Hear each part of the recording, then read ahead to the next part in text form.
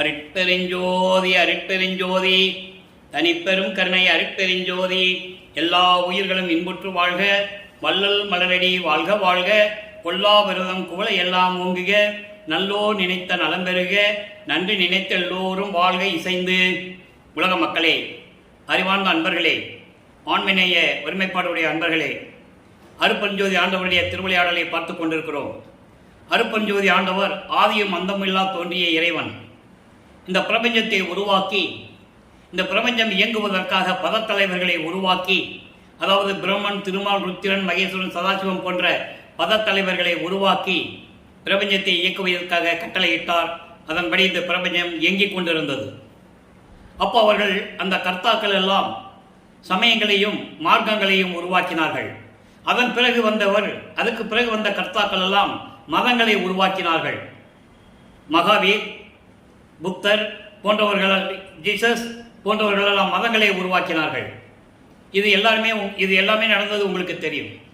அப்போ இந்த சமயங்களும் மதங்களும் மார்க்கங்களும் உருவாகிய காலகட்டங்களில் 4 யுகங்களிலுமே அவர்களுக்கு கருத்துக்கு ஏற்றபடி ஆலயங்களை அமைத்து, அந்த கர்த்தாக்களுடைய உருவங்களை அமைத்து, வழிபாட்டு முறைகளை அமைத்து மக்களை வழிபட செய்து விட்டார்கள். இந்த யுகங்களுக்கும் சமயங்களுக்கும் மதங்களுக்கும் மார்க்கங்களுக்கும் ஆயுள் காலம் உண்டு. அது முடிந்தவுடனே இந்த உலக மக்கள் சமரசமாக வாழ வேண்டும் என்பதற்காகவும், உயிர் இரக்கத்தோடும் ஜீவகாருண்ய ஒழுக்கத்தோடும் இந்த உலக மக்கள் எல்லாம் வாழ வேண்டும் என்பதற்காக சுத்த சன்மார்க்கத்தை அருட்பெருஞ்சோதி ஆண்டவர் நிறுவி அதை தன் மகன் கையில் ஒப்படைத்து இந்த உலக மக்கள் எல்லாம் இன்புற்று வாழ வேண்டும் என்பதற்காக தனது மகனை, தனது செல்வப்பிள்ளையை ஒரு தாயின் வழியாக வருவிக்க செய்தார். தன் மகனை வருவிக்க செய்துவிட்டு 1823ஆம் ஆண்டு தொடங்கிய திருவிளையாடல் 1874 ஆண்டுகள் வரையும் 51 ஆண்டுகள் தொடர்ந்து திருவிளையாடல் நடந்து கொண்டிருக்கிறது. இந்த 51 ஆண்டுகளை 8 பிரித்து ஒவ்வொரு 8 ஆண்டுகளிலும் தன் மகனுக்கு எப்படியெல்லாம் அருளை கொடுத்தார் என்பதையும், இறைவனிருந்து அருளை பெற்ற பிறகு நமது வல்லப்பெருமானவர்கள் எப்படி கடவுள் நிலையை அடைந்தார் என்பதையும் நாம் ஒவ்வொரு பாடலின் மூலமாக, ஒவ்வொரு திருமுறையிலிருந்தும் ஒவ்வொரு பாடலின் மூலமாக பார்த்து கொண்டிருக்கிறோம். நமது பிள்ளைப்பெருமானவர்களை வருவிக்கோற்ற காலத்தில் சமயங்களும் மதங்களும் மார்க்கங்களும் சூழ்ந்திருந்த அந்த நேரங்களில் நமது பிள்ளைப்பெருமானவர்களும் சமயங்களிலும் மதங்களிலும் மார்க்கங்களில் கூறப்பட்ட நெறிகளை பின்பற்றி கொண்டிருக்கிறார். வருவிக்கோற்ற 1ஆம் ஆண்டிலிருந்து 8 ஆண்டுகள் வரையிலும் இறைவனிடமிருந்து எந்த அருளையும் அவர் பெறவில்லை. இறைவன் வந்து காட்சி கொடுத்து ஆட்கொள்ளவில்லை. அதன் பிறகு 9வது ஆண்டிலே, 9வது ஆண்டு தொடக்கத்தில் தன் மகன் முன் தோன்றி, என்னால் வருவிக்கோற்ற மகன் நீ என்று சொல்லி ஞானத்தை கொடுத்துவிட்டு முன்பருவம் பின்பருவம் காட்டி அருள்வேன் என்று சொல்லி மறைந்து விடுகிறார். தன் மகனுக்கும் மறைப்பு நிலையை கொடுத்துவிட்டு சொல்லுகிறார். அவருக்கு சமயங்களும் மதங்களும் மார்க்கங்களும் தான் அப்போ தெரியும்.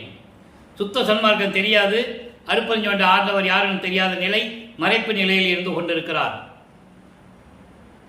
அன்பர்களே, நீங்கள் புராணங்களிலும் மதங்களிலும் மார்க்கங்களிலும் சொல்லப்பட்ட நூல்களில் எல்லாம் எத்தனையோ திருவிளையாடல்கள் நடந்திருக்கின்றன. நீங்கள் படித்திருப்பீர்கள், கேள்விப்பட்டிருப்பீர்கள். உதாரணமாக, பிரமனை நினைத்து வரம் இருப்பார்கள். அந்த காலகட்டம் வரும்போது பிரம்மன் அவர்கள் முன்னே தோன்றி வரத்தை கொடுத்து சென்று விடுவார். இப்படிதான் ஒவ்வொரு கர்த்தாக்களும் தங்களை நினைத்து தவம் இருக்கின்றவர்களுக்கு வரம் கொடுத்து சென்று விடுவார்கள். ஆனால் இங்கு அப்படி அல்ல. அருட்பெருஞ்சாண்டவர் திருவிளையாடல் செய்து கொண்டு தன் மகனை எப்படி ஆட்கொண்டு தந்தையும் மகனும் எப்படி கொஞ்சி குழாவி உரையாடுகிறார்கள், எப்படியெல்லாம் திருவிளையாடல் நடந்தது என்பதை ஒவ்வொரு பாடலின் மூலமாக நாம் பார்த்து கொண்டிருக்கிறோம். இன்றைய பதிவில் அருமையான பாடல்களெல்லாம் இருக்கின்றன. அதாவது தலைவனை பற்றி தலைவன் கூறுவது, தலைவி தலைவனை பற்றி தாயிடம் கூறுவது, தோழி தலைவியை பற்றி தலைவனிடம் கூறுவது, இதெல்லாம் ஒரு திருவிளையாடலைப் போல நமக்கு பாடல்களை அருளி இருக்கிறார்கள். அதை நம்ம இன்னைக்கு பார்க்க போகிறோம். நல்லா கவனிச்சுக்கிட்டே வாங்க. ஆக 9வது ஆண்டிலிருந்து, அதாவது 2வது 8, முதல் 8இல் எந்த விதமான பலனும் இல்லை. 2வது 8இலே, அதாவது 9வது ஆண்டிலிருந்து 16 ஆண்டுகளுக்குள் என்ன நடந்தது என்பதை திருவருள் முறையீடிலிருந்து நாம் பார்த்து கொண்டிருக்கிறோம். திருவருள் முறையீடு 1ஆம் திருமுறை பதிகம் 6 மொத்தம் 232 பாடல்களை கொண்டது. இன்று 152வது பாடலுடைய விளக்கத்தை பார்க்க போகிறோம். பாடலை நன்றாக கவனியுங்கள். பாடல் உங்களுக்கு புரியாவிட்டாலும் கூட இறைவன் தந்த விளக்கம் மிகவும் எளிமையாக இருக்கும். அந்த விளக்கத்தை உங்களுக்கு நான் சொல்லிக் கொள்வதை பெருமைப்படுகிறேன். இந்த வள்ளலார் ஊழியன். பாடலை கவனிங்க. ஒரு முடிமேல் பிறை வைத்தோய் இறைவனை உருவகப்படுத்துகிறார். பிரபஞ்சம் தோன்றிய காலத்திலிருந்தே சிவபெருமானை எப்படி உருவகப்படுத்தினார்கள், அதே நிலையில் இருந்து கொண்டு வல்லப்பமானவர்கள் சிவபெருமானை உருவகப்படுத்தி பாடலை அழிக்கிறார்கள். நல்ல கவனிங்க. ஒரு முடிமேல் பிறை வைத்தோய் அரி அயன் ஒன் மறைதம் பெருமுடி மேலுற வேண்ட வராது உன்னை பித்தன் என்ற மறுமுடி ஊரன் முடிமேல் மறுப்பவும் வந்தது அவர் திருவுடி மேல் என்ன ஆசை கண்டாய் நின் திருவடிக்கே. ஒரு பாடலை கூறுகிறார் இங்கே. அது எப்படியெல்லாம் நீ திருவிளையாடல் செய்தார் என்று சொல்லிவிட்டு எனக்கு மட்டும் ஏன் இந்த நிலையை கொடுத்தாய் என்று கூறுவார். பொருளை பாருங்க. இப்போ பாடலை பார்த்துட்டோம். இதனுடைய பொருள் என்னன்னா, உனது ஒப்பற்ற சடைமுடி மேல் பிறை சந்திரனை சூடிய இறைவனே, அதோடு மட்டுமல்ல பிரம்மனும் திருமாலும், அரி என்றால் திருமால், அயன் என்றவன் பிரம்மன், திருமாலும் பிரம்மனும் ஒன்மறை என்பது 4 வேதங்கள். ரிக் வேதம், யசுர் வேதம், சாம வேதம், அதர்வண வேதம். 4 வேதங்களும் பிரம்மனும் திருமாலும் மற்றும் உயர்ந்த வேதங்கள் என்று சொல்லப்பட்ட அந்த 4 வேதங்கள் எல்லாம் தங்கள் தலை மீது உனது திருவடியை வைத்து அருள வேண்டும் என்று வணங்கிய பொழுது நீ வராமல் இருந்தாய், மறைந்து கொண்டாய். என்ன சொல்றாருன்னா, பிரம்மனும் திருமாலும் வேதங்களும் அருப்பஞ்சோதி ஆண்டவரை எப்படியாவது உனது திருவடியை கொண்டு வந்து எங்கள் தலைமையில் வைத்து ஆசீர்வாதம் செய்து அருள வேண்டும் என்று சொல்லும் போது நீ வரவில்லை. அதான் சொல்ற, வேண்ட வராது. இவர்களெல்லாம் வணங்கும் போது நீ வரவில்லை. அப்படிப்பட்ட நீ இந்த பிரம்மனும் திருமாலும் மறைகள் எல்லாம் இறைவனுடைய திருவடியை பார்ப்பதற்கு முடியவில்லை என்பதை நிறைய பாடல்களிலே விளக்கம் நம்ம பதிவிலே நான் கொடுத்திருக்கிறேன். இருந்தாலும் இன்று பதிவு பார்க்கின்றவர்களுக்கு ஒரு சிறிய விளக்கம்.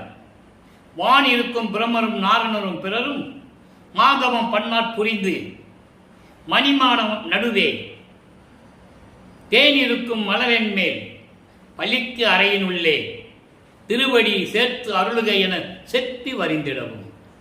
விண்ணுலகத்தில் இருக்கின்ற பிரம்மன், திருமால் மற்றும் தேவர்கள், வேதங்கள் எல்லாம் உன்னுடைய திருவடியாவது எங்களுக்கு காட்டு, உங்கள் திருவடியை வணங்கி நாங்கள் அருள் பெற்றுக் கொள்கிறோம், எங்களுக்கு அருள் செய்வாயாக என்று செப்பி புலம்பிக் கொண்டிருக்கிறார்கள், வருந்திக் கொண்டிருக்கிறார்கள் என்று கூறுவார். அதே நிலையை இங்கே கூறுகிறார். 9வது ஆண்டிலே இந்த திருவருள் முறையை உதயும் போது அப்பவே அவருக்கு ஞானம் பிறக்கிறது. நல்லா புரிஞ்சுக்கணும். நீங்க இறைவன் ஞானத்தை கொடுத்து செல்லுகிறார். அப்போ அந்த நிலையை கூறுகிறார்.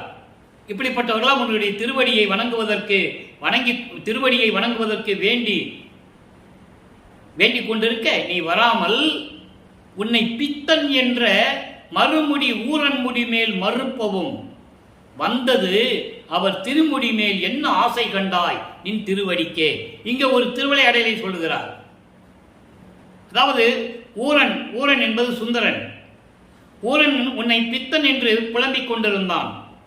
ஊரன் உன்னை பித்தன் கொன்று புலம்பிக் கொண்டிருந்த போது உன்னுடைய திருவடியை அவன் தலைமேல் வைக்கும் போது அவன் மறுக்க, நீ மறுபடியும் வைக்க, அப்படி என்ன அவனுடைய தலைமேல் உன் திருமடியை வைப்பதற்கு நீ அப்படி என்ன சுகம் கண்டாய் என்று கேட்பார்.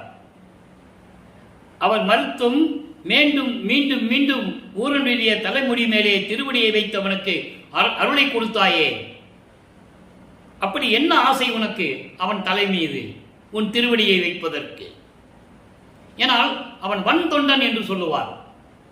சுந்தரனை வன் தொண்டன் என்று சொல்லுவார். தோழன் சக மார்க்கத்தை சேர்ந்தவன். திருநாவுக்கரசர் தசா மார்க்கத்தை சேர்ந்தவர், தாச மார்க்கம் என்று கூட சொல்லுவார்கள். திருஞான சம்பந்தர் சத்புத்திர மார்க்கத்தை சேர்ந்தவர்.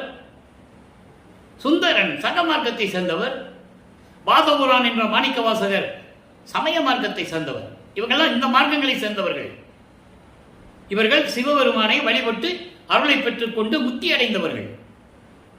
ஆக ஊரனுக்கு மட்டும் இப்படி செய்தாயே, நான் வேண்டுகிறேனே, உனது திருவடியை என் தலைமையில் வைத்து ஆசீர்வாதம் செய்ய உனக்கு மனம் அல்லவில்லையா, தயவு இல்லையா? அவன் தொண்டன், நான் உன் மகன்.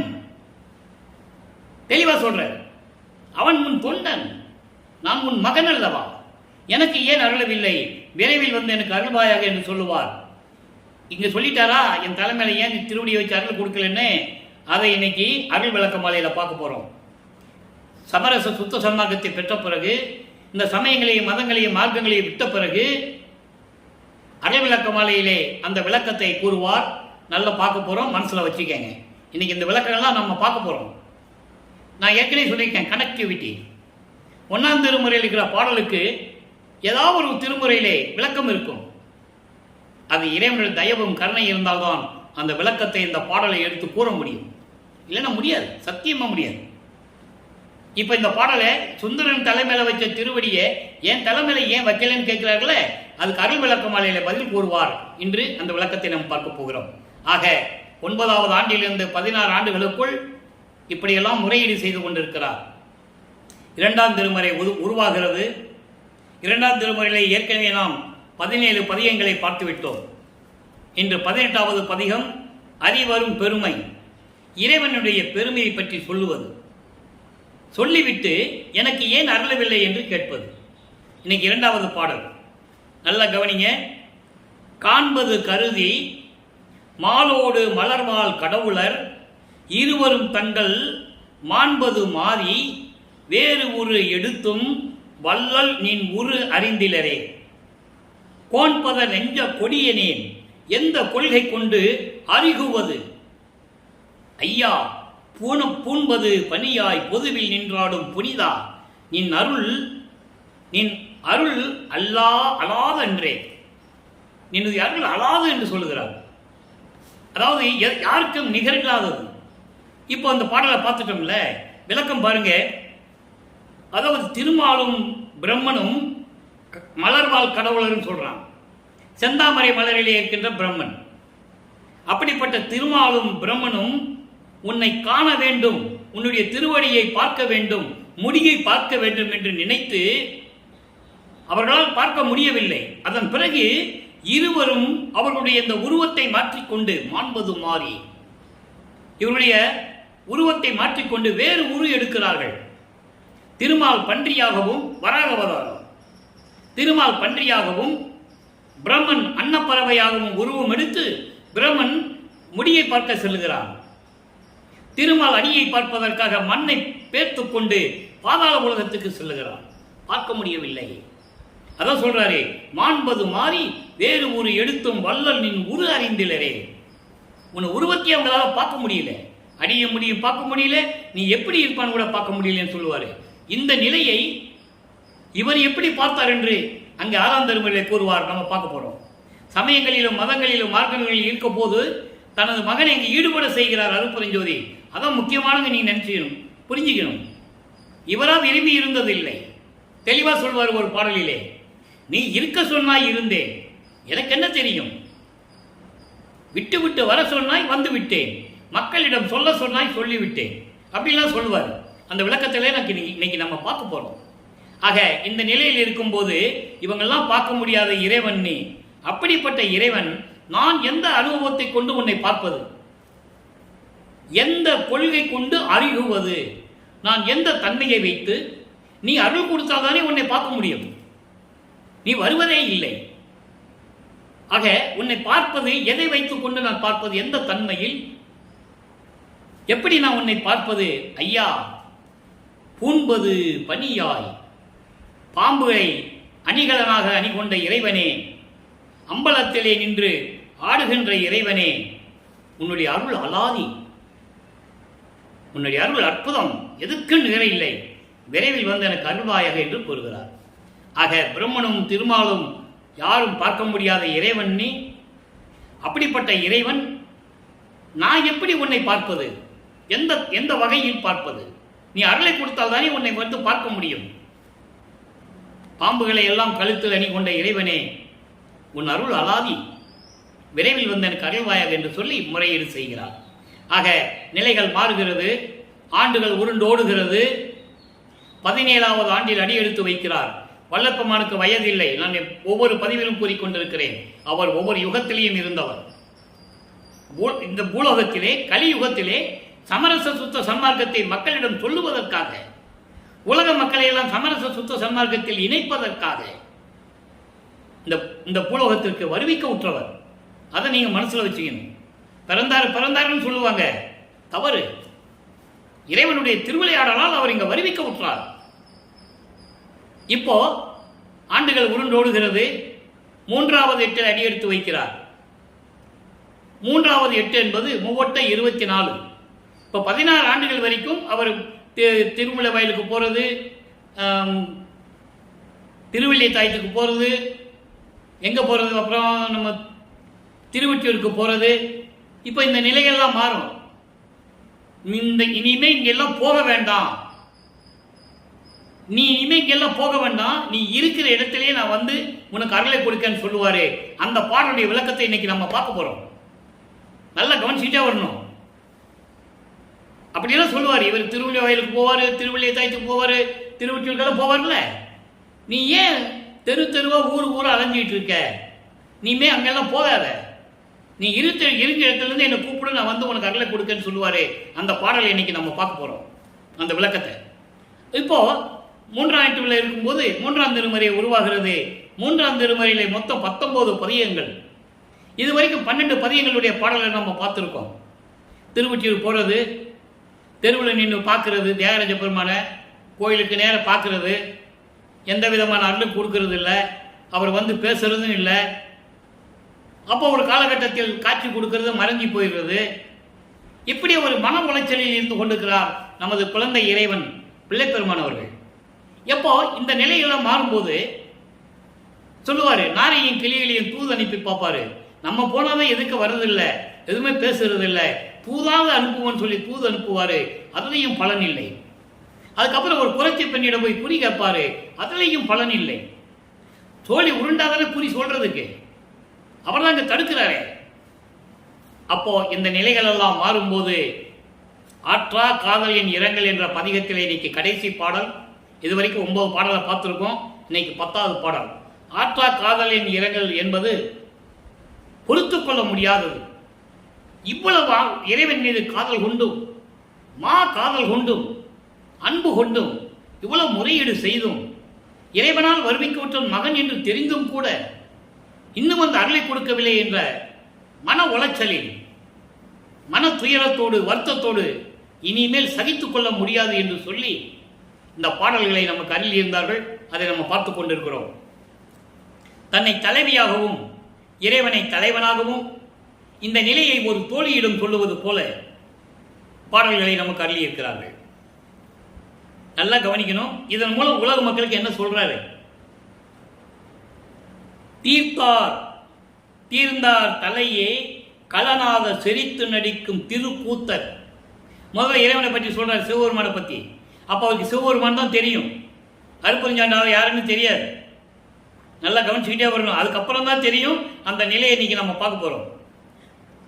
தீர்ந்தார் தலையே கலனாக செறித்து நடிக்கும் திருக்கூத்தர் தேர்ந்தார் தம்மை பித்தடைய செய்வார் ஒற்றி தியாகரவர் சேர்ந்தார் அல்லர் இன்னும் என்னை தேடி. நமக்கு இதான் முக்கியமான வரி. இந்த வரி தான் நமக்கு தேவை. அதாவது சேர்ந்தார் அல்லர் இன்னும் என்னை தேடி அத்தீ மதியம் சார்ந்தால் அதுதான் என் செய்யுமோ சகியே.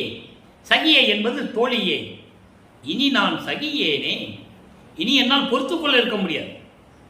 அவ்வளவு உளைச்சல் இருந்து கொண்டிருக்கிறார். இந்த பாடலுடைய விளக்கம் பாருங்க. தீர்ந்தார் தலையே கலனாக செறித்து நடிக்கும் திருக்கூத்தர் சுடுகாட்டிலே போய் பிணங்கள் எரிந்து கொண்டிருக்கும் அந்த மண்டை ஓடுகளை மாலையாக தொடுத்து அணிந்து கொண்டவர். அணிந்து கொண்டு உடம்பெல்லாம் திருநூறு அந்த சாம்பலை பூசிக்கொண்டு, திருநூறு இல்ல, எரிந்த பிணங்களின் சாம்பலை பூசிக்கொண்டு தெருக்கூத்து ஆடுகின்றவர், கூத்தாடி. அப்படிப்பட்ட இறைவன் சேர்ந்தார் நம்மை பித்தடைய செய்வார். தன்னை வணங்குகின்றவர்களை பைத்தியம் பிடிக்க வைத்து விடுவார். அப்படின்னா என்ன அர்த்தம்னா, தன்னை அளவு கடந்த பற்றை உண்டாக்கி விடுவார். தன் மீது அளவான பற்றை உண்டாக்கி விடுவார். ஒற்றி தியாகரவர் திருவற்றியூரிலே இருக்கின்ற இறைவன். அப்படிப்பட்ட இறைவன் சேர்ந்தார் அல்லர் இன்னும் என்னை தேடி. அவனால் வருவிக்க உற்று 24 ஆண்டுகள் வரையிலும் நான் பல துன்பங்களை அடைந்து விட்டேன். இந்த படியில் பட்ட பாடு என்று சொல்லுவார் மையர்கள் வியப்பிலே. இந்த உலகத்திலே, இந்த பூலோகத்திலே நான் பட்ட கஷ்டங்கள், துன்பங்கள், துயரங்கள் எவ்வளவு, ஏளனங்கள், பேச்சுகள், அவமானங்கள், மானம் போன வழியெல்லாம் விடுத்தேன் என்று சொல்லுவார். ஞானசரியில் சொல்லுவார் அதை. அப்புறம் அவர் மனசு எப்படி இருந்திருக்கும்? இறைவனுடைய மகன் தெரியும், எந்த விதமான அருளையும் கொடுக்கல, திருவிளையாடல் செஞ்சுட்டு இருக்கிறாரு இதுவரைக்கும். அப்ப அவர் மனம் எப்படி இருக்கும்? அதான் சொல்றாரு, எல்லாரையும் பைத்தியடைய செஞ்சிருவான் இவன், பித்தன் அடைய செய்வார். அவன் மேல பைத்தியம் பிடிக்க வச்சு, புலம்ப வச்சு, நடுத்தெருவில் நிற்க வச்சு, தெரு தெருவா அலைய விட்டுருவான்.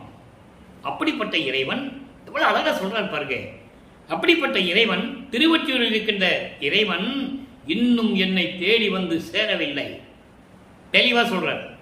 24 ஆண்டுகள் வரையிலும் இன்னும் என்னை தேடி வந்து சேரவில்லை.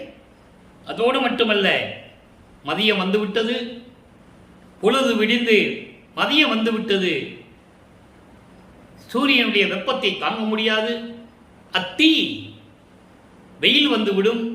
அதோடு மட்டுமல்ல, அதன் பிறகு மாலை பொழுது வந்துவிடும், அதன் பிறகு நிலா வரும், அதன் பிறகு என்ன நடக்கும் என்றே எனக்கு தெரியவில்லை அப்படின்னு சொன்னா என்ன அர்த்தம்னா, எனக்கு காமம் என்ற நோய் பற்றி கொண்டு விட்டதே. இங்கே காமம் என்பது இறைவன் மீது கொண்ட காதல், அன்பு. அந்த அன்பை பகிர்வதற்கு இறைவன் வந்து சேரவில்லை என்ற ஒரு நோக்கம், ஒரு ஏக்கம் அவருக்கு. அதான் சொல்றாரு, தீமயம். அந்த தீமயம் சார்ந்தால் அதுதான் என் செய்யுமோ. இவனை வணங்கி வணங்கி நடுரோட்டில் நின்று பகலும் போயிடுச்சு, மதியமும் போயிடுச்சு, மாலை பொழுதும் போயிடுச்சு, இனிமே நிலா வருமே, இரவுல நிலா வருமே, அப்போ காமமும் சேர்ந்து வந்து விடுமே. அந்த ஏக்கம், இறைவன் வந்து தன்னை சேர்ந்து கொள்ளவில்லை என்ற ஒரு ஏக்கம் வந்து விடுமே. அது என்ன செய்யுமோ எனக்கு தெரியவில்லையே என் தோழியே, இனிமேல் என்னால் பொறுத்துக்கொள்ள இருக்க முடியாதே என்று சொல்லி தோழியிடம் சொல்லுவது போல உலக மக்களுக்கு தெரிவிக்கிறார். திருவருட்பாய் என்பது அதனுடைய கான்செப்டே வல்லப்பமானவர்கள் வருவிக்க விட்டதிலிருந்து இறைவனுடைய திருவிளையாடல் எப்படி நடந்து கொண்டிருந்தது, அதன் மூலமாக பிரபஞ்சத்தின் உண்மைகளை எப்படி கூறியிருக்கிறார், சுத்த சன்மார்க்கத்தை பெற்ற பிறகு அவருடைய நிலை எப்படி மாறிவிட்டது, அவருடைய அனுபவமான நிலைகள், அனுபவ மாலையில் சொல்லுவார் அதை. ஆக இந்த நிலைகளை கூறுவதுதான் திருவருட்பா. போற்றி போற்றி என்று பாடுவதில்லை, போற்றி போற்றி என்று வணங்குவதில்லை. இறைவனுடைய திருவிளையாடல்களை அந்தந்த காலகட்டங்களில் எப்படி நடந்தது என்பதை கூறுவதுதான் திருவருட்பா. அதான் நம்ம 1ஆம் திருமுறையிலிருந்து 6ஆம் திருமுறை வரைக்கும் பார்த்துட்டு இருக்கோம். இப்ப 3ஆம் திருமுறை 24 ஆண்டுகள் வரைக்கும் எந்த நிலையும் நடக்கல. இவர் சொல்லிட்டாரு, இனிமே என்னால் சகித்துக் கொள்ள முடியாதுன்னு சொல்லிட்டாரு. உலக மக்களே, இறைவனால் வருவிக்க உற்று 24 ஆண்டுகள் வரையிலும் எந்த விதமான அருளை பெற முடியாமல் நான் தவித்துக் கொண்டிருக்கிறேன். மனம் ஒரு நிலையில் இல்லாமல் மனம் வருந்தி துன்பப்பட்டு கொண்டிருக்கிறேன். ஏளன பேச்சுகள், அவமானங்கள், மானம் போன வழியெல்லாம் விடுத்தேன் என்றெல்லாம் சொல்லி உலக மக்களுக்கு தெரிவிக்கிறார். இப்போ நிலைகள் மாறுகிறது. அடுத்த 4வது எட்டில் அடியெடுத்து வைக்கிறார். 4×8 = 32. 25வது ஆண்டிலிருந்து 24 ஆண்டு வரைக்கும் ஒன்றும் இல்லை. 25வது ஆண்டிலிருந்து 32 ஆண்டுகளுக்குள் என்ன நடந்தது? திருவருட்பாவிலே 4ஆம் திருமுறையிலே என்ன சொல்லுகிறார்? அருட்பெருஞ்சோதி, அதாவது அருட்பிரகாச மாலை என்ற பாடல்களிலே கூறுவார். இன்னைக்குதான் சூட்சமா சொல்லுவார். இதுவரைக்கும் சிவபெருமான், ஒற்றியூர் தியாகராஜன், மாசிலாமணி, பிச்சாண்டி பல பெயர்களை சொல்லிக் கொண்டிருந்தவர் இனிமேதான் அவருக்கு சுத்த சன்மார்க்கம் இருக்கிறது தெரியும். அந்த நிலையில் இருக்கும்போது எப்படியெல்லாம் இறைவன் வந்து தன் மகனுக்கு அருளை கொடுத்தார், எப்படி திருவிளையாடல் நடந்தது என்பதை இன்னைக்கு நம்ம பார்க்க போறோம். அதற்கு முன்னால் 27வது ஆண்டில் வல்லப்பெருமான் வருவிக்க விட்டு 27வது ஆண்டில் அவருடைய, அதாவது தனக்கோடி அம்மையாருக்கு தாலி கட்டி அந்த அம்மாவுக்கு விமோசனத்தை காட்டியது, அது ஒரு நிலை, அது ஒரு திருவிளையாடல். அது ஏற்கனவே நிர்ணயிக்கப்பட்டது. அதில் பாடல் திருவருட்பாவிலே பாடல்கள் உண்டு, என்ன யாரும் மறுக்கவும் முடியாது. ஆக அந்த நிலையில் இருக்கும்போது அந்த அம்மாவிற்கு தாலியை கட்டி அந்த நிலையை, அதாவது அந்த பற்றை நீக்க வேண்டும், உலக பற்றுகள் இல்வாழ்க்கையுடைய பற்றை நீக்க வேண்டும். அந்த நிலையில் இருந்து கொண்டு செய்துகிட்டு இருக்கும்போது அங்கே பிரம்மன், திருமால், ருத்திரன் எல்லாம் அந்த மணவரையில் காத்திருக்காங்க வாழ்த்துவதற்கு. அப்போ தன் தந்தையும் தாயும் வரவில்லை என்று அவர் மனம் எப்படி துன்பப்பட்டது என்பதை பாடல்களிலே கூறியிருக்கிறார். அந்த பாடலையே நம்ம பின்னால் பார்க்க போகிறோம். அருட்பிரகாச மாலையில் 95வது பாடல். அந்த விளக்கத்தை சொல்லும்போது இப்போ சுருக்கமாக சொல்லுகிறேன். அப்போ தன் தந்தையும் தாயும் வரவில்லை என்று சிவகாமி வள்ளியும் தனது தந்தை அருப்பஞ்சாண்டவர் வரவில்லை என்று அவர் எப்படி துன்பப்பட்டார் என்பதை பாடல்களிலே கூறியிருக்கிறார்கள். அதன் பிறகு எப்படி வந்து அருளை கொடுத்து எப்படி வந்து காட்சி கொடுத்தார் என்பதை எல்லாம் பாடலிலே கொடுத்ததை நாம் பார்த்து விட்டோம். 2 குதிரை மாட்டின தேர்ல வருவார், மணமக்களை ஆசீர்வாதம் செய்வாங்க, இதெல்லாம் நடந்ததை நம்ம கூறிவிட்டோம். இப்போ இந்த நிலைகள் எல்லாம் மாறுகிறது. இவருக்கு கோபம், இனிமேல் எங்கேயும் போகக்கூடாது, எங்கேயும் போகக்கூடாது சொல்லி இருக்கிற இடத்துல கதவு பொட்டி தாப்பா போட்டார். இதெல்லாம் சென்னையில் நடக்குது, நல்லா கவனிச்சுக்கணும் நீங்க. இதெல்லாம் சென்னையில் நடக்குது. அப்போ தாப்பா போட்டார். அப்போ இறைவன் தன் மகனுடைய கோபத்தை பார்க்கிறார். ஆண்டுகளும் நெருங்கிவிட்டது. நீ 19 ஆண்டுகள் தான் பாக்கி இருக்கு. 51 ஆண்டுகள்ல 32 ஆண்டுகள் கடந்துருச்சு. நீ 19 ஆண்டுகள் தான் இருக்குது. அதனால இறைவன் எப்படி விண்ணுலகத்திலிருந்து மண்ணுலகிற்கு வந்து தன் மகனுக்கு காட்சி கொடுத்து அருளை கொடுக்கிறார் என்பதை நாம் பார்க்க போகிறோம். அருட்பிரகாச மாலை இன்று 77வது பாடல். மொத்தம் 100 பாடல்களை கொண்டது. இன்னைக்கு 77வது பாடல். ஒவ்வொரு பாடலிலும் இவர் கதவை பூட்டிடுவார்ல, திறக்க மாட்டார். அவருக்கு தெரியும் கதவை தட்டினா கூட இவன் திறக்க மாட்டான்னு தெரியும்.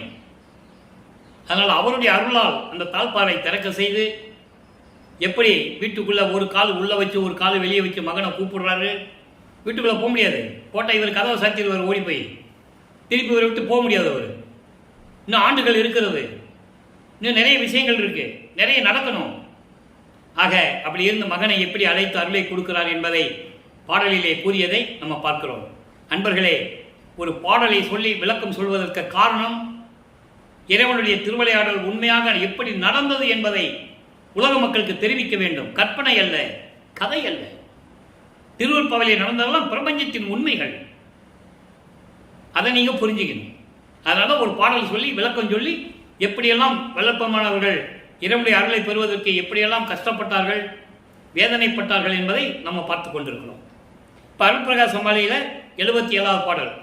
இப்போ 25வது ஆண்டிலிருந்து 32 ஆண்டுகளுக்குள் இந்த 8 ஆண்டுகள் என்ன நடந்தது? அந்த அம்மாவுக்கு தாலி கட்டி விமோசனத்தை கொடுத்தாச்சு நனக்கூடிய அம்மையாருக்கு. அதன் பிறகு என்ன நடக்குதுன்னு பார்ப்போம். இரு வினை ஒப்பாகி, இருவினை அதாவது 2 திருவடிகளை சொல்லுகிறார். எப்படிப்பட்ட திருவடிகள் எனக்காக கால் வலிக்க மண்ணில் நடந்து வந்து அருளை கொடுத்தார் என்பதை சொல்லுகிறார். இருவினை ஒப்பாகி மல பரிபாகம் பொருந்தல் எத்தருணம் அத்தருணத்து இயல் ஞான ஒளியாம். மொத்தம் 8 வரி பாடல்கள். இந்த 2 வண்டிக்கு முதல்ல விளக்கம் சொல்றேன். அதாவது நல்வினை தீவினை என்று 2 வினைகள் இருக்கிறது. இரண்டையும் சமமாக நினைத்துக் கொண்டிருக்கின்ற, நல்வினை வரும்போது சந்தோஷப்படுறது, தீவினை வரும்போது துன்பப்படுறது. இன்பமும் துன்பமும் வாழ்க்கையில மாறி மாறி தானே வரும். இரண்டையும் ஒன்றாக எடுத்துக்கொள்ள வேண்டும். அதுக்குதான் இங்க சொல்றாரு, நல்வினை தீவினை ஒன்றாக்கி, 2 ஒண்ணுதான், சமமாக்கி மல பரிபாகம் பொருந்தல் எத்தருணமோ, மலங்கள் நீங்குவது எந்த தருணமோ, ஆணவம் கண்மம் மாயை மாமாயை துரோதை எத்தருணமோ அந்த தருணத்து இயல் ஞான ஒளியாம். இப்பதான் சுத்த சன்மார்க்கத்துக்குள்ள வராரு. இன்னும் வாங்கல, நல்லா கவனிக்கணும். சுத்த சன்மார்க்கத்தை வாங்கல, ஆனா அந்த காலம் நெருங்கி கொண்டு இருக்கிறது. அதனால சொல்றாரு இயல் ஞான ஒளியாம். அதாவது எந்த நேரமோ, அந்த மல பரிபாகம் நடக்கும்ல, அந்த நேரம் எந்த நேரமோ அந்த நேரத்தில் இயற்கை உண்மை விளக்கத்தோடு அருள் ஞான ஒளியால் உண்டான திருவடிகள். அருள் ஞான ஒளி என்பது சுத்த சன்மார்க்கத்தில் தான் வரும். சமயங்களையும் மதங்களையும் மார்க்கங்கள் இருக்கும்போது ஞானம் என்ற வார்த்தையே வராது, அருள் ஞானம் என்ற வார்த்தையே வராது. ஆக இப்படிப்பட்ட திருவடிகள் நல்வினை தீவினைகளை எல்லாம் சமமாக ஏற்றுக்கொண்டு மல பரிபாகம் மலங்கள் நீக்கக்கூடிய நேரம் எந்த நேரமோ அந்த நேரத்தில் இயற்கை உண்மை விளக்கத்தோடு அருள் ஞான ஒளியால் உண்டான உருவினை உற்று, அருள் ஞான ஒளியால் உற்ற உருவினை உற்று என்னது சுத்த தேகம். 3 தேகத்திற்கு சொல்லுவார். இறைவனுடைய தேகத்தை 3 தேகத்திற்கு சொல்லுவார்.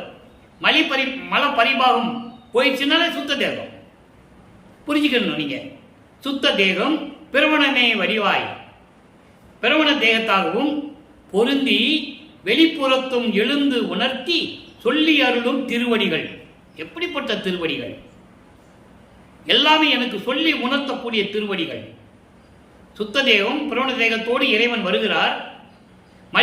அதாவது மல பரிபாகம் நீங்கிய பிறகு எந்த நேரத்தில் வர வேண்டுமோ அந்த நேரத்தில் வந்து இந்த தேகத்தோடு வந்து வெளிப்புறத்தும் எழுந்து உணர்த்தி உரைத்து அருளும் சொல்லி அருளக்கூடிய திருவடிகள் என்னை நோக்கி வந்து கொண்டிருக்கிறது என்று சொல்லுகிறார்.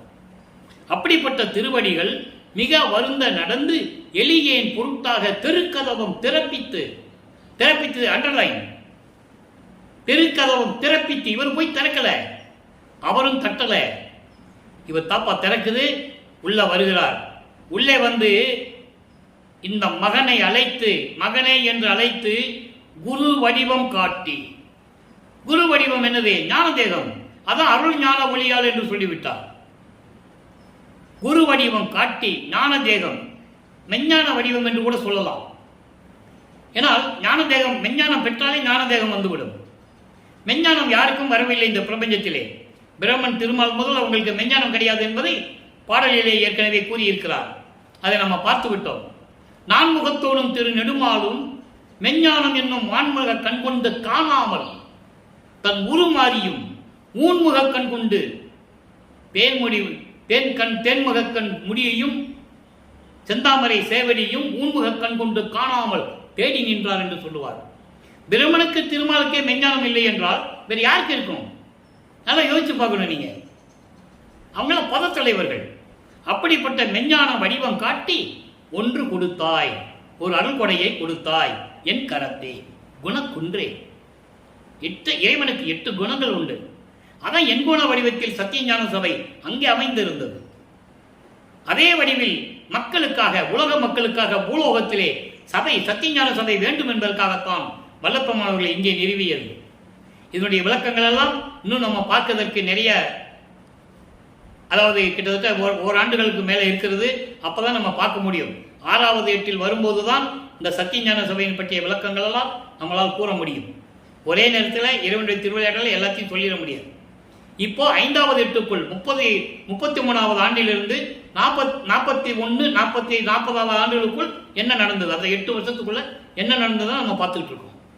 அப்போ அப்படிப்பட்ட இறைவன், அப்படிப்பட்ட திருவடிகள், பிரவண தேகம் சுத்த தேகத்தோடு வருகின்ற அந்த திருவடிகள் நான் இருக்கும் இடத்தை தேடி வந்து கதவை திறக்க செய்து வாமகனை என்று அழைத்து அருள்கொடையை ஒன்று கொடுத்தார். குரு வடிவம் காட்டி ஞான தேகத்தோடு மெஞ்ஞான வடிவத்தோடு எனக்கு காட்டி அருளி அருள்கொடையை ஒன்று கொடுத்தார். ஆக இறைவன் வந்து தன் மகனுக்கு அருள் கொடுத்ததை கூறிவிட்டார்.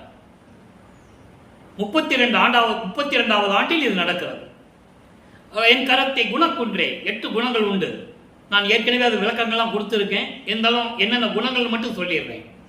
தன்மையத்தனாதல், தூய உடம்பினாதல், இயற்கையை முற்றிலும் உணருதல், பாசங்களை நீக்குதல், இயற்கையாகவே பாசங்களை நீக்குதல், முடிவில் ஆற்றல் உடைமை, பேரின்பத்து உடைமை, வரம்பில் இன்ப உடைமை என்று 8 குணங்கள் உண்டு. அப்படிப்பட்ட இறைவனே, இந்நருளுக்கு என் குற்றம் எல்லாம் குணமே. நான் செய்த குற்றங்கள் எல்லாம் உன் அருளால் நீக்கிவிட்டாய், எல்லாமே குணங்கள் ஆக்கிவிட்டாய் என்று கூறுகிறார். ஆக 32 ஆண்டுகள் வரைக்கும், அதாவது 24 ஆண்டுகள் வரைக்கும் எந்த விதமான அருளை பெற முடியாத நமது பிள்ளை பெருமானவர்கள் இப்போ இறைவன் வந்து அருள் கொடையை கொடுத்து மகனை வாழ்த்துவிட்டு சென்று விடுகிறார். அதன் பிறகு இவர் சுத்த சன்மார்க்கத்தை வாங்குவதற்கு சுத்த சிவஞான விலைக்கு செல்லுகிறார். அங்கே சுத்த சன்மார்க்கத்தை பெற்றுக்கொண்டு மணிமுடி சூட்டி, அந்த விழாவெல்லாம் அங்கே எடுக்கிறாங்க, மணிமுடி சூட்டி இங்கே வந்துடுறாரு. இதை இந்த விளக்கத்தில் நம்ம பார்த்துட்டோம். சரியா? இப்போ 6ஆம் திருமுறை உருவாகிறது. அருள் விளக்க மாலையிலே இன்று 93வது பாடலை பார்க்க போகிறோம். நல்லா கவனிங்க. அற்புதமான நிகழ்வுகள் சுத்த சன்மார்க்கத்தை பெற்ற பிறகு எப்படியெல்லாம் நடந்தது என்பதை ஒவ்வொரு பதியத்தின் மூலமாக நாம் பார்த்து கொண்டு வருகிறோம். அருட்பிரகாச மாலையிலே 93வது பாடல் நல்ல கவனிங்க. சிற்பதமும் தற்பதமும் பொற்பதத்தை காட்டும் சிவபதமே, ஆனந்த தேம்பாகின் பதமே, சொற்பதங்கள் கடந்து அன்றி முப்பதமும் கடந்தே, துரிய பதமும் கடந்த பெரிய தனிப்பொருளே, நற்பதம் என் முடி காட்டி முடி சூட்டி சொல்லிட்டாரா? அங்க என்ன சொன்னார்? இன்னைக்கு நம்ம பார்த்த பாடல்ல திருவருள் முறையீடுல சுந்தரனுக்கு தலைமையில திருவடியை வச்சு அருள் இல்லை, என் தலைமையில வச்சு அருள் கொடுக்கல அங்க கேட்பாரு. இங்க சொல்றாரு, நற்பதம் என் முடி சூட்டி கற்பது எல்லாம் கணத்தை நான் அறிந்து தானாக நல்கிய என் குருவே. பல் பதத்து தலைவர் எல்லாம் நல்ல கவனிக்கணும். பல் பார்த்து தலைவர் எல்லாம் போற்ற மணிமன்றில் பயிலும் நடத்தரசே என் பாடல் அணிந்து அருளே. விளக்கம் பாருங்க. அதாவது சிற்பதம் என்பது மெஞ்ஞான அனுபவம், தற்பதம் என்பது ஆன்ம அனுபவம். மெஞ்ஞான அனுபவமும் ஆன்ம அனுபவமும் குழந்த பொன்னான திருவடிகளை காட்டும் சிவபதமே, அருப்பெருஞ்சோதி ஆண்டவரே, ஆனந்த தேம்பாகின் பதமே, பேரின்பத்தின் வாழ்விடமே. பதம் என்பது திருவடியை சொல்லலாம், வாழ்கின்ற இடம் சொல்லலாம். இறைவன் வாழ்கின்ற இடம் கூட பதம் தான் சொல்லுவார். ஆக அப்படிப்பட்ட திருவடிகள், எப்படிப்பட்ட திருவடிகள்? மெஞ்ஞான அனுபவமும் ஆன்ம அனுபவம் கொண்ட பொன்னான திருவடிகளை காட்டுகின்ற அந்த சிவபதமே, அருப்பெருஞ்சோதியே, பேரின்பத்தின் வாழ்விடமே, சொற்பதங்கள் கடந்ததன்றி, அதாவது பிரபஞ்சத்தில் சொல்லப்பட்ட நிலைகளை கடந்தது மட்டுமல்லாமல், என்ன நிலைகள்? விந்து, நாதம், பரவிந்து, பரநாதம், திக்கிராந்தம், அதிக்கிராந்தம், சுத்தம், அதீதம், இப்படி நிலைகள் இருக்கின்றன. இந்த நிலைகள் கடந்தது மட்டுமில்லாமல் முப்பதமும் கடந்தே. முப்பதமும் கடந்தே என்பது நல்லா கவனிக்கணும். முப்பதம் என்பது இங்கே பர அனுபவம், பரம்பர அனுபவம், பராபர அனுபவம். பர அனுபவம் என்பது சுத்த தேகத்தை உடையது. பராபரம் அனுபவம் என்பது, பரம்பர அனுபவம் என்பது பிரணவ தேகத்தை உடையது. பராபரம் அனுபவம் என்று நாக தேகத்தை உடைய, ஞான தேகத்தை உடையது. இந்த 3 தேகத்திலையும் கடந்து, இந்த 3 நிலைகளையும் கடந்து, இந்த பதங்களை கடந்து பர அறிவு என்று சொல்லுவார். சுத்த தேகத்துக்கு பர அறிவு, பிரணவ தேகத்துக்கு பரம்பர அறிவு, ஞான தேகத்துக்கு பராபர அறிவு. அந்த பராபர அறிவு தான் மெய்யறிவு. இந்த நிலைகள் எல்லாம் கடந்து துரிய பதமும் கடந்த, துரிய நிலையையும் கடந்த பெரிய தனிப்பொருளே. அந்த துரிய நிலையை கடந்துதான் வல்லற்பெருமான் சென்று அங்கு சுத்த சன்மார்க்கத்தை வாங்குவார். அதை அருட்பெருஞ்சோதி அட்டகத்திலே 7வது பாடலிலே கூறுவார். தத்துவங்களை தனித்தனியாக கடந்தேன், தத்துவாதீத மேல்நிலையில் சித்தியல் முழுதும் தெரிந்தேன், அவை மேல் சிவநிலையை தெரிந்திட சென்றேன். அதான் துரியாதீதம். ஆக துரிய பதமும் கடந்த பெரிய தனிப்பொருளே, ஒப்பற்ற பொருளே, அருட்பெருஞ்சோதியே, ஆதியும் மந்தமில்லா அருட்பெருஞ்சோதியே. அடுத்து சொல்றார் பாருங்க. நற்பதம் என் முடி சூட்டி உன்னுடைய திருவடியை என் தலைமையில் வைத்து, அது ஒரு பாடலிலே சொல்லுவார். திருவொற்றியூரிலே திண்ணையிலே படுத்திருக்கும் போது இவர் படுத்திருப்பாரு. அருட்பெருஞ்சாண்டவர் வருவாரு. அருட்பெருஞ்சாண்டவர் வர்றது மகனுக்கு தெரியும். நல்லா கவனிச்சிக்கணும். மகனுக்கு தெரியும், முடிச்சுட்டு தான் இருப்பாரு. அப்போ வருவார். எப்படி வருவான்னு அவருக்கும் தெரியும், இவருக்கும் தெரியும். முடிச்சுட்டு தான் இருக்காரு, அவருக்கும் தெரியும். இப்படி படுத்திருப்பாரு. அருட்பெருஞ்சாண்டவர் அப்படி தலை வச்சு படுத்து திருவடியை இவர் தலைமையில வைப்பாரு. அவர் காலை தூக்கி இவர் தலைமையில வைப்பாரு. இவர் தட்டி விடுவார்.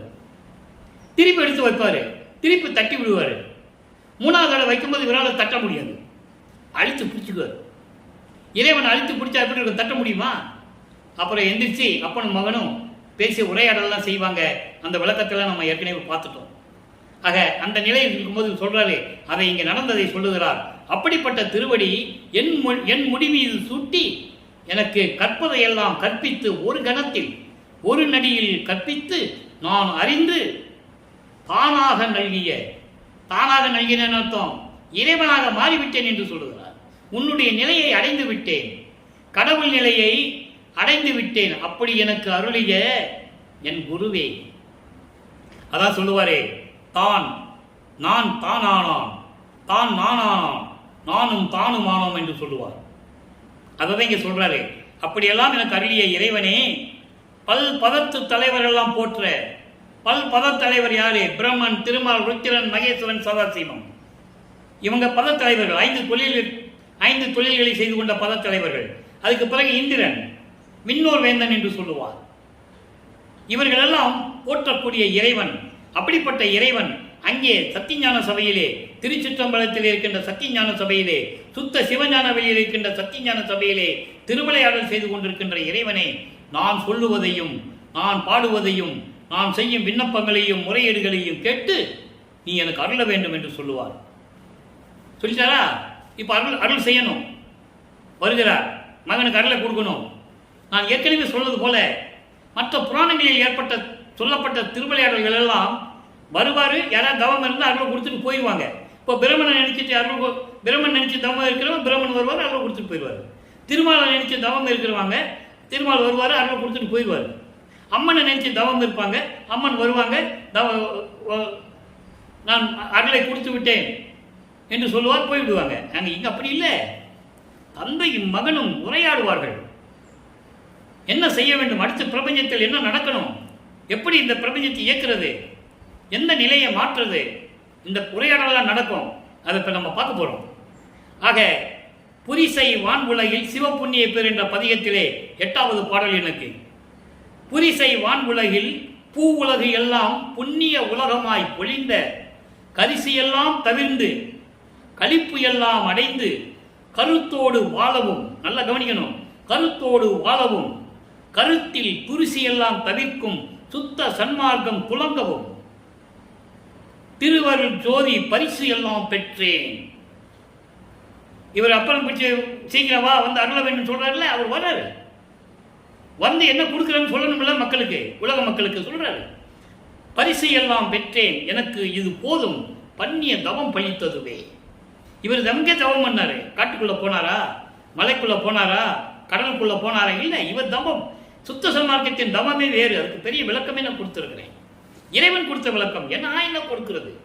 இறைவன் சொல்றாரு, நான் கொடுக்குறேன். நான் என்ன தமிழ் இலக்கணம் இலக்கியம் படித்தவனா? இல்லை, நான் படித்ததெல்லாம் வேற.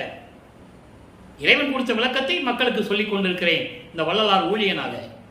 இப்ப பாருங்க, வான்புலகமும் இந்த பூலோகமும் எல்லாம் புண்ணிய உலகமாக அளவோடு திகழ, எல்லா உலகங்களும் அளவோடு திகழ வேண்டும், செழிப்பாக இருக்க வேண்டும், குற்றங்கள் எல்லாம் தவிர்ந்து மக்கள் எல்லாம் இன்பமாக வாழ வேண்டும், எல்லாம் அடைந்து இன்பமாக வாழ வேண்டும், கருத்தோடு வாழ வேண்டும், கருத்தோடு வாழ வேண்டும். அதோடு மட்டுமல்ல, அவர்கள் உள்ளத்தில் இருக்கின்ற துரிசுகளை எல்லாம் நீக்க வேண்டும், சுத்த சன்மார்க்கம் புலங்க வேண்டும். திருவருள் ஜோதி பரிசு எல்லாம் பெற்றேன், அருப்பெருஞ்சோதியை பெற்றுக்கொண்டேன், எல்லா பரிசுகளையும், அருப்பெருஞ்சோதி ஆண்டவருடைய எல்லா பரிசுகளையும், பரிசுன்னா அருள்கள், எல்லா அருள் வல்லபத்தையும் நான் பெற்றுக்கொண்டேன் என்று சொல்லுகிறார். பூவுலகம் பூலோகமும் விண்ணுலகம் மட்டும் இல்லாமல் இந்த உலகங்கள் எல்லாம் அளவோடு சிறப்போடு விலக வேண்டும், செழிப்போடு இருக்க வேண்டும், குற்றங்கள் எல்லாம் நீங்கி உலக மக்கள் எல்லாம் இன்புற்று வாழ வேண்டும், அவர்கள் உள்ளத்தில் இருக்கின்ற குறைகளை எல்லாம் நீக்க வேண்டும். குறைகள், துன்பங்கள், துயரங்கள், இடர்கள், அச்சம், இதெல்லாமே சேர்த்துதான் துரிசு என்று சொல்லுகிறார். இவற்றையெல்லாம் நீக்க வேண்டும், சுத்த சன்மார்க்கம் புலங்க வேண்டும் என்பதற்காகத்தான் நான் அருப்பெருஞ்சோதி ஆண்டவருடைய எல்லாவர்களையும் பெற்றேன். இந்த பிரபஞ்சத்தில் யாரும் சொன்னதில்லை. பிரபஞ்சம் தோற்றிய காலத்திலிருந்து எத்தனையோ முனிவர்கள், ரிஷிகள், கர்த்தாக்களுடைய பிள்ளைகள் எத்தனையோ பேர் உருவாயிருக்காங்க. புராணங்களில் நீங்க பார்த்திருக்கலாம், எல்லா நூலில் நீங்க படிச்சிருப்பீங்க. இறைவனுடைய அருளை எல்லாமே நான் பெற்றுக்கொண்டேன், இறைவனாகிவிட்டேன் என்று யாருமே சொன்னதில்லை. நல்லா புரிஞ்சுக்கணும். நீங்க வல்லற்பமான பற்றி உலக மக்களுக்கு யாரும் சொல்லல, 202 வருஷமா சொல்லல, அதனால மக்களுக்கு தெரியல. எல்லா பரிசும் பெற்றேன், எனக்கு இது போதும், அதாவது பண்ணிய தவம் பழித்ததுவே. ரைட். இப்போ சொல்லிட்டாரா? அப்போ நான் கூப்பிட்டாரு, வந்தார், எல்லா பரிசும் கொடுத்தது வாங்கினதெல்லாம் சொல்லிட்டாரு. இப்போ சிவானந்த பற்று என்ற பதிகத்தில் இன்னைக்கு 8வது பாடல். அது எப்படி இருக்கும்? சிவானந்த பற்றுன்னா என்ன? இங்கே பாருங்க, அருப்பெருஞ்சோதியுடைய அந்த அருளெல்லாம் எப்படி இவருக்கு கிடைச்சது. வேக ஆதி மூன்றும் முன்பால் கொடுத்தேன் நின் திருவடிக்கே, மோகாதிவன் என்று உழவர் கூற்ற முயலுகின்றேன், நாகாதி வரும் வியந்திட என் எதிரே நன்னி என்று சாகாவரம் தந்து சன்மார்க்க நீதியும் சாற்றுகவே. சிவானந்த பற்று, இறைவன் மீது பற்று. அந்த பற்று எப்படி இருக்கணும்னு சொல்றார். அதாவது வேக ஆதி மூன்றும், உடல் பொருள் ஆவி மூன்றையும் உன்னிடம் நான் கொடுத்து விட்டேன், உன் திருவடியிலே சமர்ப்பித்து விட்டேன், நான் அடைக்கலம் ஆயிட்டேன். சரியா? மூன்றையும் கொடுத்தாச்சு. என்னை இந்த உலக மக்கள் எல்லாம் மோகாதிவன் என்று தூற்றுகிறார்கள். இவன் உலக ஆசையை வைத்தவன், மண்ணாசை பெண்ணாசை பொன்னாசை வைத்துக் கொண்டிருந்தவன் என்று தூற்ற பேச நான் அதை நீக்குவதற்காக முயலுகின்றேன். அப்படின்னு என்ன அர்த்தம்? பற்றுகளை நீக்கிவிட்டேன் என்று சொல்லுகிறார். உலக ஆசைகளான மண்ணாசை பொன்னாசை பெண்ணாசையை நான் விட்டு விட்டேன், முயலுகின்றேன். விட்டு விட்டேன் என்று சொல்ல விட முயற்சி செய்கிறேன் என்று தந்தையிடம் சொல்லுகிறார். உலக மக்கள் எல்லாம் இப்படி என்னை பேசுகிறார்கள், அந்த நிலைகளை நான் நீக்க முயற்சி செய்கிறேன். அப்போ நாகாதிபனும் வியந்திட, நாகாதிபனா இந்திரன், நாகாதிபன் வியந்திட அவனுக்கு வியப்பா இருக்கு. ஏன்னா வல்லப்பமானவர்கள் பிரம்மனால் உருவாக்கப்பட்டவர் அல்ல, திருமலால் காக்கப்பட்டவர் அல்ல, யாருக்கும் தலை வணங்காதவர். அதை நல்லா புரிஞ்சுக்கணும். பாடல்களே திருவுற்பாவில் உண்டு. அன்பர்களை இங்கே பேசக்கூடிய கருத்துக்கள் விளக்கங்கள் எல்லாமே என் சொந்த கருத்துக்கள் அல்ல, கற்பனை அல்ல, பொய் அல்ல. திருவுற்பாவில் இருக்கிறதை உங்களுக்கு நான் கூறிக்கொண்டிருக்கிறேன். இறைவன் கொடுத்த விளக்கம் உங்களுக்கு நான் சொல்லிக் கொண்டிருக்கிறேன், ஒரு வள்ளலார் ஊழியனாக. அப்ப இந்திரன் வியக்கும்படி என் எதிரே வந்து சாகா வரமும் நீ கொடுக்க வேண்டும், சன்மார்க்க நீதியையும் சொல்ல வேண்டும், சுத்த சன்மார்க்கத்தின் நெறிகளையும் எனக்கு சொல்ல வேண்டும். யாருக்கு? இந்திரனுக்கு. எதுக்கு நின்று எங்க பக்கத்தில் வந்து இந்திரனை வச்சுக்கிட்டு சொல்லணும்னு சொல்றாரு. அற்புதமா சொல்லுவார். நாகாதிபனும் நாராயணனும் நான்முகத்தோனும் அன்பே சொல்ற அருமுருமெனவே, பிரம்மனும் திருமாலும் இந்த இந்திரனும் நறுமுருமெனவே எனக்கு ஞான அமுதம் அளித்தாய், நானும் உண்டு துண்ணவே சாகா கலையை பயிற்று தந்த தயவையை சாற்றல் கருதுன்னு சொல்லுவார். அதை தான் இங்க சொல்றாரு. இந்திரனை வியக்கும்படி அவன் எதுக்க வச்சு என் எதிரிலே நீ வந்து சாகா வரத்தையும் கொடுத்து சன்மார்க்க சுத்த சன்மார்க்க நீதி எனக்கு கற்றுக் கொடுக்க வேண்டும் என்று சொல்லுகிறார். இவ்வளவு அற்புதம் பாருங்க. சரி, இப்படிலாம் சொல்லியாச்சு. அடுத்த திருவிளையாடல் தாய் மகளை பற்றி சொல்லுவது போல இவர் இறைவனிடம் இருந்து எப்படியெல்லாம் அருளை பெற்றார், இறைவன் எப்படியெல்லாம் திருவிளையாடல் செய்தார், அதை ஒரு தாய் மகளிடம் மகளை பற்றி சொல்லுவது போல அருளி இருக்கிறார்கள். நல்லா கவனிக்கணும் நீங்க, அற்புதமா இருக்கும். நற்றாய் கூறல் என்ற பதியத்தில் இன்னைக்கு 8வது பாடல் பாருங்க. தாய் வந்து மகளை பற்றி சொல்லுகிறார். அப்போ இவர் இறைவனிடமிருந்து எப்படி அருளை பெற்றார் என்பதை இந்த பாடலிலே நாம் கருத்தாக எடுத்துக்கொள்ள வேண்டும். மெலிந்த என் உள்ளத்தை அறிந்தனை தயவு மேவிலை என்னையோ என்றால், நலிந்த போது இன்னும் பார்த்தும் என்றிருத்தல் நல்லவருக்கு அடுப்பதோ என்றால், மலிந்த இவ்வுலகர் வாய்ப்பதற் தூற்ற வைத்தல் உன் மரவல்ல என்றால், வலிந்து என்னை கலந்த வல்லலே என்றால் நான் வரத்தினால் நான் பெற்ற மகளே. தாய் வந்து ஒரு மகளை பற்றி சொல்லுவது போல இந்த பாடலை சொல்லியிருக்கிறார்கள். விளக்கம் பாருங்க. இப்போ உலக மக்களுக்கு இது எப்படி எடுத்துக்கிறது, எப்படி சொல்றது? வல்லப்பமான் சொல்றாரு. அதாவது நான் சமயங்களிலும் மதங்களிலும் மார்க்கங்களில் இருந்த போது துன்பப்பட்ட என் மனதை, துயரமடைந்த என் மனதை அறிந்து கொண்டாய். நல்லா புரிஞ்சுக்கணும். அறிந்து கொண்டாய், இன்னும் தயவு காட்டவில்லை என் மேல். இது ஒரு திருவிளையாடல் சொல்லுகிறார். எதற்காக? அப்ப இறைவன் வந்து வரணும் இல்லையா? அப்போ திருவிளையாடல் எப்படி நடந்ததுன்னு சொல்றாரு. அடுத்து பாருங்க. சோர்வடைந்த போது இன்னும் பார்த்தும் பார்க்காதது போல் இருந்தால் இது நல்லவருக்கு அழகா, என் தந்தைக்கு இது அழகான்னு கேட்கிறார். அதுக்கடுத்து பாருங்க, மலிந்த இவ்வுலகர் வாய்ப்பதற் கூற்ற, இவ்வுலக மக்கள் அனைவரும் வாய்க்கு வந்தபடி என்னை ஏளனமாக பேச, அதான் வாய்ப்பதற் கூற்ற, வாய்க்கு வந்தபடி என்னை ஏளனமாக பேச வைத்தல் உன் மரபுக்கு அழகா. எவ்வளவு அற்புதமா சொல்றார் பாருங்க. அதை ஒரு தாய் மகளை பற்றி சொல்லுவது போல சொல்லுகிறார், வேற ஒன்றும் இல்லை. இப்படியெல்லாம் நான் இருந்தேன், சமயங்களிலும் மதங்களிலும் மார்க்கங்கள் இருக்கும்போது இப்படியெல்லாம் இருந்த போது நீ ஏன் எதற்காக வந்து இன்னும் தாமதம் செய்கிறாய் என்று நான் உன்னை சொன்னேன். அப்படிப்பட்ட இறைவனே, இதெல்லாம் அழகா இருக்கா, வலிந்து என்னை கலந்த வள்ளலே. கடைசியில் சொல்றாரு, இப்படியெல்லாம் நான் கேட்ட பிறகு என்னை ஆட்கொண்ட வள்ளலே என்று சொல்லி இந்த பாடலை அருளியிருக்கிறார்கள். அடுத்து பாருங்க, எனக்கு ஒரு புதிய பதிகம். பாங்கி தலைவி பெற்றி உரைத்தல். பற்றி இல்ல, பெற்றி. பாங்கி என்பது தோழி, தலைவி பெற்றி உரைத்தல். தலைவி பெற்றினா தலைவியுடைய தன்மையை பற்றி இறைவனிடம் கூறுதல். தோழி தன்னுடைய தலைவியுடைய தகுதியை பற்றி இறைவனிடம் கூறுவது போல கூறுவது. அப்ப இவனுடைய தகுதியை, இவன் எந்த நிலையில் இருந்தார் என்பதை உலக மக்களுக்கு தெரிவிக்கிறார். நல்லா கவனிக்கணும். நீங்க இந்த விளக்கெல்லாம் மக்கள்கிட்ட யாரும் சொன்னதில்லை, நீங்க நல்லா தெரிஞ்சுக்கணும். இதாவது இந்த பாடலுடைய நோக்கமே, தன்னுடைய நிலை எப்படி இருந்தது அதை ஒரு தோழி தலைவியை பற்றி இறைவனிடம் சொல்வது போல இந்த பதிகம். இன்னைக்கு 1வது பாடல் கவனிங்க. அம்மதவேல் கனை ஒன்றோ ஐங்கனையும் விடுத்தான், அருள் அடையும் ஆசையினால் ஆறுயிர்தான் பொறுத்தால். நான் எப்படி இருந்தேன்னு சொல்றாரு, நல்லா கவனிக்கணும். பாங்கி தலைவியுடைய தன்மையை பற்றி சொல்லுவது என்பது பாடல், ஆனா விளக்கம் வேற. அதை நீங்க நல்லா புரிஞ்சுக்கணும், குழப்பி கொடுக்க. இறைவன் இவர் எந்த நிலையில் இருந்தான்னு சொல்றாரு. இம்மதமோ சிறிதும் இலால் கலவியிலே எழுந்த ஏக சிவபோக வெள்ளத்து 2 கோடால் எனினும். இந்த 4 வரைக்கும் முதல்ல சொல்றேன்.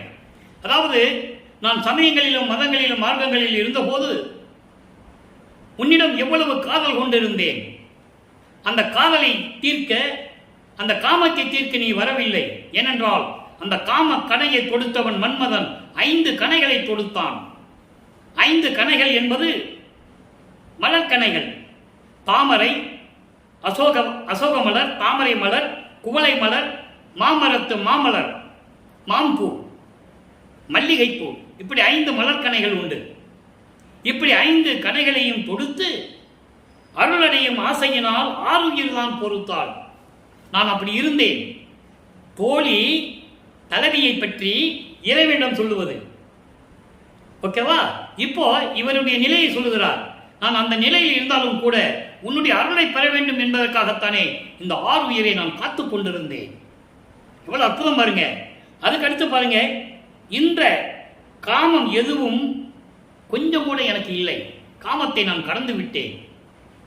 உலக மக்களுக்கு சொல்றாரு, காமத்தை கடந்து விட்டேன். கலவியிலே எழுந்த ஏக சிவபோக வெள்ளத்து 2. அதாவது, நீ என்னோடு கலந்து கொண்டதனால் அந்த பேரின்பத்திலே நான் ஒன்றாகி விட்டேன். எம்மதமோ எக்குலமோ என்று நினைப்பு உளதேல். யார் சொல்றா? தோழி அங்கே இறைவன்கிட்ட சொல்றா, இந்த மாதிரி நீ நினைச்சேன்னு வச்சுக்கோ, இவளை பத்தி, என் தலைவியை பத்தி, இவன் என்ன மதத்தை சேர்ந்தவளோ, எந்த ஜாதியை சேர்ந்தவளோ என்று நினைப்பு உனக்கு இருந்தா, இவர் மதமும் இவர் குலமும் எல்லாமும் சிவமே. தெளிவா சொல்லிட்டா. ஆக இதுக்கு என்ன பொருத்தம்னா, எந்த விதமான ஜாதியும் மதம் சமயம் கடந்தவன் நான் என்று சொல்கிறார் வல்லற்பெருமான். நீ இந்த மாதிரி நினைச்சேன்னா நீயும் அந்த மாதிரி இருந்தவன் தானே. அந்த நிலையிலிருந்து கொண்டு கூறுகிறார், சம்மதமோ தேவர் திருவாய் மலர வேண்டும், சபையில் நடைமுறைகின்ற தனி பெரிய துறையே. இப்படியெல்லாம் இருக்குதே, உனக்கு சம்மதமா? என் தலைவியுடன் கலந்து கொள்ள உனக்கு சம்மதமா? என் தலைவியை ஏற்றுக்கொள்ள உனக்கு சம்மதமா என்று தோழி இறைவனிடம் சொல்லுகிறார் தன் தலைவியை பற்றி. அப்போ இது என்ன அர்த்தம்னா, இவர் சொல்லுகிறார், இறைவனையிடம் கேட்கிறார், என்னை கலந்து கொள்வதற்கு உனக்கு சம்மதமா இறைவனே, எனது துரையே என்று சொல்லுகிறார். ஆக தன்னுடைய நிலையை உலக மக்களுக்கு தெரிவிக்கிறார். தோழி தலைவியை பற்றி இறைவனிடம் சொல்வது போல இவருடைய நிலையை கூறுகிறார். அடுத்து பாருங்க, அற்புதமா இருக்கும். தலைவி தலைவன் செயலை தாய்க்கு சொல்லுவது. தலைவி தலைவன் செயலை தாய்க்கு சொல்லுவது. உங்களுக்கு குழப்பமா இருக்கும்னு நினைக்கிறேன். ஒன்றும் குழப்பம் இல்லை. தன்னுடைய செயலை தலைவி தலைவனுடைய செயலை தாய்க்கு சொல்லுவது. ஒரு விஷயம் இல்லை, நல்லா இருக்கும் விளக்கம், அருமையான விளக்கம். இதெல்லாம் திருவிளையாடல், இறைவனுடைய திருவிளையாடலை சொல்லுவது. அன்னற்பால் அழகாம் நிலையூடே அம்பலம் செய்து நின்றாடும் அழகர். ரெண்டு வரியா சொல்றேன், அதான் உங்களுக்கு புரியும். அதாவது அன்னப்பறவை போல நடை அழகோட நடனமாடுகின்ற, நளினமாக நடனமாடுகின்ற, அம்பலத்திலே நடனமாடுகின்ற அப்படிப்பட்ட அழகர். அவ்வளவு அழகா சொல்ற பாருங்க. அன்னற்பால், அன்னப்பறவை நடந்தால் எப்படி அந்த நடை நளினமாகவே இருக்குமோ அது போல நளினமாக நடனமாடி கொண்டிருக்கின்ற இறைவன், அழகான இறைவன். துன்னை பார்த்து என் உயிர் தோழியும் நானும் சூதாடுகின்ற சூழலிலே வந்து இறைவன் எப்படி வராராம்? இவரும் இவருடைய மனமும், இங்க தோழி வந்து மனம். அதாவது நானும் என் உயிர் தோழியும் தொடர்ந்து காய் விளையாட்டு, காய் விளையாட்டு என்பது சதுரங்கம், ஆடுபுலி ஆட்டம், ஆடுபுலி ஆட்டம் விளையாடி கொண்டிருக்கும் போது அந்த சூழலிலே இறைவன் வருகிறான். அப்படி என்றால் நானும் எனது உள்ளமும் ஒருமித்த நிலையில் இருக்கும்போது, ஆனந்தமாக இருக்கும்போது அவர் வந்து வருகிறார். வந்து என்னை பார்த்து சொல்லுகிறார், உன்னை பார்த்து உன் உள்ளத்தில் பார்க்காதே, ஊரை தேடி ஊரை பார்த்து ஓடி உழல்கின்ற பெண்ணே. சொல்லிட்டாரா? இங்க ஊர் என்பது திருவொற்றியூர், திருமுல்லைவாயில், திருவல்லித்தாயம். இந்த 3 ஊர்களுக்கு ஏன் போய் அலைஞ்சிட்டு இருக்க? நல்லா கவனிக்கணும். சமயங்களிலும் மதங்களிலும் மார்க்கங்கள் இருக்கும்போது 3 ஊருக்கு போனார்கள, எந்த விதமான அருளை பெற முடியவில்லை. இப்ப சுத்த சன்மார்க்கத்தை பெற்றவர் சொல்லுகிறார், நீ எங்கேயும் அலைய தேவையில்லை, இங்கேயே இருந்து கொண்டு என்னை பார், என்னை பார் என்கின்றார். உலக மக்களுக்கு சொல்றாரு, நீ ஏன் ஊரு ஊரா போய் அலைஞ்ச? திருவொற்றியூர், திருமுல்லைவாயில், திருவல்லித்தாயத்துக்கு போய் அலைஞ்ச? அப்படியெல்லாம் போகாதே. ஏன் துன்பப்படுகிறாய் மகனே? நீ நின்ற இடத்து கொண்டு இல்லை, நின்ற இடத்திலிருந்தே என்னை நீ கூப்பிடு, நான் வரேன், வந்து அருளை கொடுக்க போறேன், என்ன பார்க்க போறேன், என்னை பார் என்கிறார். என்னடி அம்மா என் கை பிடிக்கின்றார், என்னடி அம்மா. தலைவனை பற்றி ஒரு தாயிடம் சொல்லுவது போல உலக மக்களுக்கு சொல்லுகிறார். உலக மக்களே, எப்படிப்பட்ட இறைவன்! அன்னப்பறவை போன்று நளினமாக நடை, அன்னப்பறவை வந்து ரொம்ப நளினமா இருக்கும் நடை. ஒரு பெண்ணை பார்த்து போன அன்னப்பறவை நடை போல என்று சொல்லுவார்கள். அப்படி நளினமாக நடனமாடி கொண்டிருக்கின்ற இறைவன், நானும் என் மனமும் ஒரு நிலையில் இருக்கும்போது, பேரின்பமாக இருக்கும்போது அங்கே வந்து என்னை பார்த்து, ஏன் ஊர் ஊராக அலைந்து கொண்டிருக்கிறாய், இங்கே பார், என்னை பார், ஒரே இடத்தில் இருந்து கொண்டு என்னை அழைத்துக் கொண்டால் நான் வரப்போகிறேன் என்று சொல்லுகிறார். அப்படி வந்தவர் என் கை பிடிக்கிறார். சொல்லிட்டாரா? கை பிடிச்சிட்டாரா? இது இறைவனுடைய திருவிளையாடல். அதை தலைவி தலைவனை பற்றி தாய்க்கு சொல்லுவது போல நமக்கு அருளியிருக்கிறார்கள். அடுத்து பாருங்க, தனித்திராளங்கள் என்ற ஒரு பதியம். இதெல்லாம் இறைவனுடைய திருவிளையாடல். அன்பர்களே, பாடல் என்பது பாடல் மட்டுமல்ல, இறைவனுடைய திருவிளையாடலை சொல்லுவது. இப்ப உங்களுக்கு புரிஞ்சிருக்கணும். இப்ப நான் சொன்னதெல்லாம் உங்களுக்கு புரிஞ்சிருக்கும். தோழி தலைவியை பற்றி இறைவனிடம் சொல்லுவது, தலைவி தலைவனை பற்றி தாயிடம் சொல்லுவது, எல்லாம் இறைவனுடைய திருவிளையாடல்.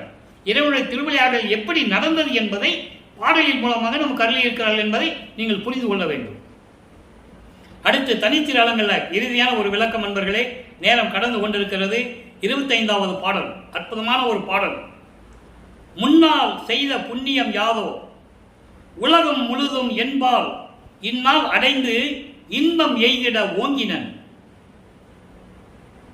எண்ணியவாறு என்னாலும் இவ்வுடம்பே இரவாத இயற்கை பெற்றேன், என் ஆசை அப்பனை கண்டுகொண்டேன் என் இதயத்திலே. திருவிளையாடல் சொல்லிட்டாரா? இப்போ முன்னாலன்னா சென்ற யுகங்களிலே நான் என்ன தவம் செய்தேன் என்று எனக்கு தெரியவில்லை, என்ன புண்ணியம் செய்தோன்னு தெரியவில்லை.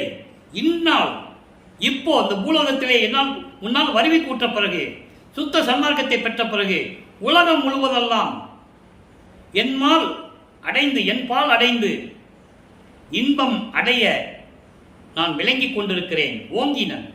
ஆக எல்லா உலகங்களும் இன்பமாக இருக்க வேண்டும் என்பதற்காக நான் விளங்கிக் கொண்டிருக்கிறேன். எண்ணியவாறு எல்லாரையும் பெற்றுக்கொண்டேன். என்னாலும் இந்த உடம்பு இரவாத இயற்கை உடம்பாக்கி விட்டேன். என் ஆசை அப்பனை கண்டேன், எல்லாமே நடந்து விட்டது என் இதயத்திலே என்று சொல்லி இந்த பாடலை அருளியிருக்கிறார்கள்.